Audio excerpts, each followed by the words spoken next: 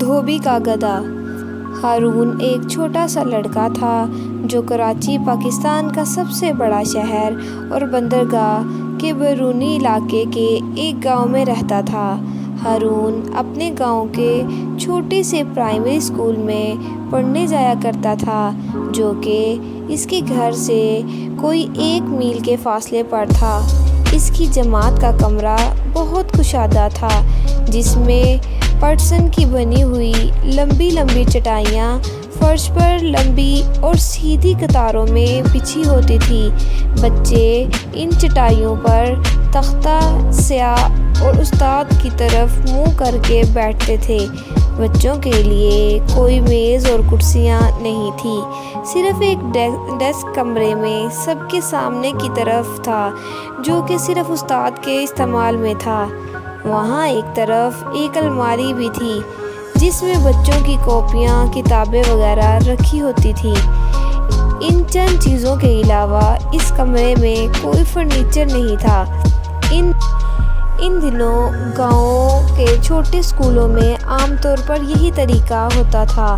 ہارون ایک اچھا لڑکا تھا جو کہ اپنے بڑے بزرگوں، اپنے والدین اور اپنے استاد کی عزت کیا کرتا تھا۔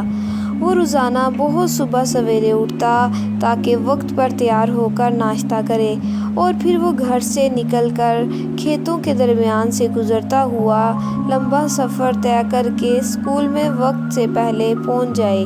وہ بہت محنت کرتا اور ہمیشہ اپنے اسکول کا کام ختم کرتا۔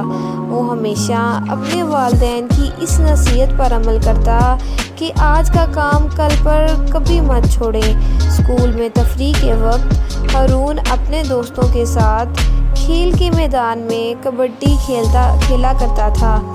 یہ کھیل پاکستان کے دیہاتی علاقوں کے نوجوانوں کے درمیان بہت مقبول ہے اور ہارون کو بھی یہ کھیل کھیلنا بہت پسند تھا۔ ہارون کے ہمسائے میں ایک دھوبی بھی رہا کرتا تھا جس کا نام تاجو تھا۔ تاجو کے پاس مریل سا ایک گدھا تھا جس پر سوار ہو کر وہ ہر ہفتے قریب کے ایک قصبے میں جاتا اور وہاں کے لوگوں سے میلے کپڑوں کی گٹھلیاں جمع کر کے لاتا۔ پھر وہ گدھے پر سوار ہو کر کپڑوں کے ساتھ دریا پر جاتا اور وہاں پر وہ کپڑے دھو کر لاتا۔ تاجو کی ایک بری عادت تھی کہ جب بھی وہ گدھے پر سوار ہوتا تو وہ بیچارے گدھے کی ٹانگوں پر زور زور سے چھڑی مارتا۔ تب وہ گدھا ایک بھیانک سی آواز نکالتا تھا، ڈھینہوں ڈھینہوں ڈھینہوں، اور ساتھ ہی جوتوں اپنا اور بھاری گٹھلیوں کا بوجھ بھی اس پر لادے ہوئے اس کی ٹانگوں پر چھڑی مارتا ہوا واپس آتا تھا۔ جب دھوبی پاس سے گزرتا تو ہارون اکثر گدھے کی یہ بھیانک اور خوفزدہ آواز سنتا اور گدھے کے بارے میں پریشانی کی وجہ سے وہ بچہ رات کو سو نہ سکتا۔ دوسرے دن صبح کے وقت بھی اسکول جاتے ہوئے ہارون دھوبی کو گدھے پر دھلے ہوئے کپڑوں کے ساتھ سوار شہر کی طرف جاتے ہوئے دیکھتا، جو ہمیشہ کی طرح گدھے کو لمبی چھڑی کے ساتھ پیٹتا جاتا۔ بیچارہ چھوٹا سا لڑکا اکثر بہت غور و فکر سے دیر تک اس کے بارے میں سوچتا کہ کس طرح اس گدھے کو تاجو کی مار پیٹ سے بچایا جائے، مگر کبھی بھی کوئی منصوبہ اس کی سمجھ میں نہیں آیا۔ یہ سب کچھ عرصے تک جاری رہا۔ گدھا کمزور اور بوڑھا ہو گیا۔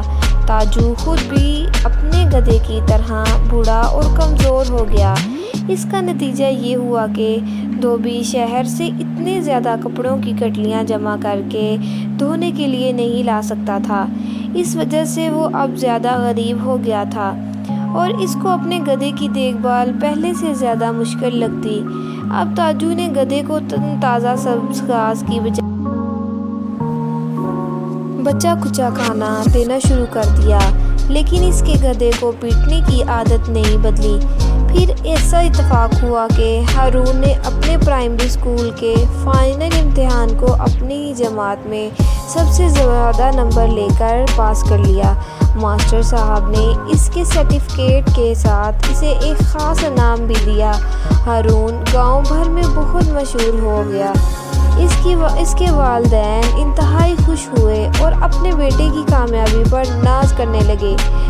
اس کی محنت اور کامیابی کی خوشی مناتے ہوئے ہارون کے والدین نے اس سے وعدہ کیا کہ وہ اس کی مرضی کی جو بھی چیز پسند کرے اسے وہی تحفے میں خرید کر دیں گے۔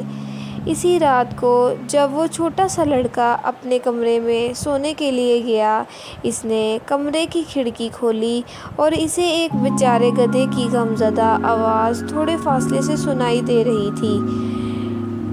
ہارون نے اسی وقت فیصلہ کر لیا کہ وہ اپنے والدین سے تاجو کا گدھا خریدنے کے لیے کہے گا۔ اسے یقین تھا کہ اس کے ابا جان اس سے تعاون کریں گے، مگر اسے ڈر تھا کہ کہیں بوڑھا تاجو شاید نہ مانے۔ دوسرے دن جب ہارون نے درخواست کی کہ کیا وہ تاجو کا گدھا خرید سکتا ہے، تو اس کے والد اس کی غیر متوقع درخواست پر بہت حیران ہوئے۔ انہوں نے کہا، بیٹے تاجو کے گدھے میں کیا خاص بات ہے؟ تم کوئی دوسرا جانور بھی تو پال سکتے ہو۔ لیکن ہارون نے کہا، نہیں ابا جان، میں تاجو کا ہی گدھا حاصل کرنا چاہتا ہوں۔ تب اس چھوٹے سے لڑکے نے اپنے والد کے سامنے تمام کہانی بیان کی کہ کس طرح تاجو اپنے گدھے کو ایک لمبی چھڑی سے مارتا ہے اور کس طرح وہ اپنے گدھے سے کپڑوں کی بھاری گٹھلیاں اٹھواتا ہے اور اسے کھانے کے لیے تازہ گھاس کی بجائے بچا کھچا کھانا اس کے آگے ڈال دیتا ہے۔ ہارون نے اپنے والد کو وضاحت کر کے بتایا کہ کس طرح وہ عرصے سے بیچارے گدھے کو اس سخت ظلم سے بچانے کی تاجو سے ملنے کے لیے کہے، اور انہوں نے دھوبی سے پوچھا کہ کیا وہ اس کا گدھا خرید سکتے ہیں۔ تاجو کو اس درخواست پر بہت تعجب ہوا۔ تب وہ سوچنے لگا کہ اس کا گدھا کتنا بوڑھا اور کمزور ہو چکا ہے اور اسے کھانا پلانا اور اس کی دیکھ بھال کرنا بھی اس کے لیے کافی مشکل ہو گیا ہے۔ پھر تاجو اچھی قیمت حاصل کرنے کے لیے کچھ دیر بحث کرنے کے بعد اپنے بوڑھے گدھے کو باپ بیٹے کے ساتھ بیچنے پر راضی ہو گیا۔ ہارون اور ابا جان گدھے کو اپنے ساتھ ہی گھر لے آئے اور اسے اپنے صحن کے پیچھے بہت بڑے صحن میں آزاد کر دیا۔ انہوں نے بوڑھے گدھے کو کھانے کے لیے تازہ گھاس بھی دی اور انہوں نے وعدہ کیا کہ آئندہ اسے کبھی بھی کپڑوں کی بھاری گٹھلیاں نہیں اٹھانی پڑیں گی اور نہ ہی اسے کوئی لمبی چھڑی سے مارے گا۔ ہارون نے ہمیشہ گدھے